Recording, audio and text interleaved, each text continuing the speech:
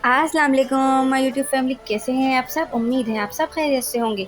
तो आज जो रेसिपी मैं आपके साथ शेयर करने के लिए लेके आई हूँ वो है बहुत ही खट्टी मीठी और चटपटी आम की चटनी, कच्चे आम की चटनी। अगर आप मेरे चैनल पर नए हैं तो मेरे चैनल को सब्सक्राइब करें ताकि ऐसे ही मज़ेदार डिशेस की रेसिपीज आपको सीखने का मौका मिले।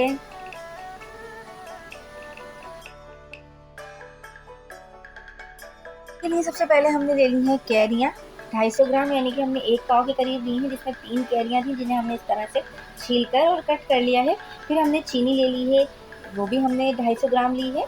जितनी कैरियाँ लेनी है उसके बराबर ही चीनी लेनी है। फिर हमने पिसी हुई मिर्चें ली हैं 1 टीस्पून, काला नमक लिया है हाफ टी स्पून, जीरा लिया है हाफ टी स्पून, सफ़ेद सिरका लेंगे हम 2 टेबल स्पून और जर्दे का रंग ऐड करेंगे। अगर आपके पास जर्दे का रंग नहीं है तो फिर आप हल्दी भी डाल सकते हैं। अब हमने पैन में सबसे पहले कैरियाँ डाली, फिर हमने इसमें चीनी ऐड कर दी। अगर आप आधा किलो कैरियों का बनाएंगे तो फिर आपको चीनी भी आधा किलो ही ऐड करनी होगी। अगर आप इसे काफ़ी अरसे स्टोर यानी कि रखने के लिए बना रहे हैं तो फिर आप इसमें चीनी के साथ पानी बिल्कुल भी ऐड नहीं कीजिएगा। लेकिन अगर आप इसे थोड़े ही जैसे 1-2 दिन के लिए स्टोर करना चाहते हैं तो फिर आप इसमें थोड़ा पानी ऐड कर दीजिएगा। हमने भी इसमें थोड़ा सा पानी ऐड करा।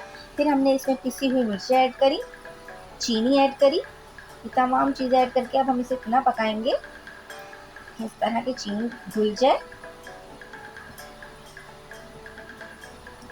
फिर हम इसमें हाफ टी स्पून काला नमक,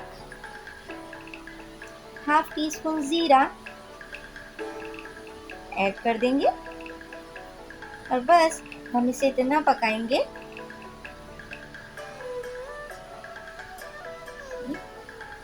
इस टाइम पर हम इसमें सफ़ेद सिरका और जो फूड कलर यानी कि जर्दे का रंग है वो ऐड कर देंगे। अब हम इसे ढककर इतना पकाएंगे कि जो मैंगोज़ हैं, जो कैरियाँ हैं वो गल जाएँ। ये देखें चीनी चीनी जब मेल्ट होती है तो देखिए इस तरह से हो जाती है, यानी कि थोड़ा पानी हो जाता है इसमें। अब आप इसको इतना पकाइएगा कि इसका पानी बिल्कुल ड्राई हो जाए और ये थिक कंसिस्टेंसी में आ जाए। आप इसे फ्रिज में रख के 4 से 5 दिन, 1 हफ्ते आराम से स्टोर कर सकते हैं।